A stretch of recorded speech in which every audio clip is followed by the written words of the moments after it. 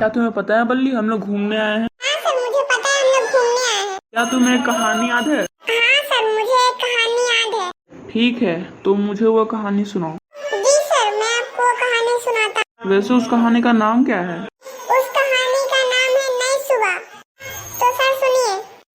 चहक रही है डाली डाली, फूलों की क्यारी मतवाली, हवा सुहानी बह निकली, धरती ने हरी चूनर डाली, बैलों की घंटी बज निकली, भौरों की सज गई प्याली, चली चिड़ैया गाना ले, तोते ने मिर्ची खा ली, खुशबू फैली खेतों में, मेढक की रेतों में से अमृत जैसी बूंदों टपकी, नाच रहा है बगिया का मालिक, सूरज आया हाथ उठाए, गायों के बछड़े रंभाए, चुन्नू मुन्नू पढ़ने बैठ, सुबह का पास न जाता खाली। वाह बल्ली, ये तो बहुत अच्छी कहानी थी। धन्यवाद सर। तो धन्यवाद हमारी इस वीडियो को देखने के लिए। अब हम मिलते हैं दूसरे वीडियो में।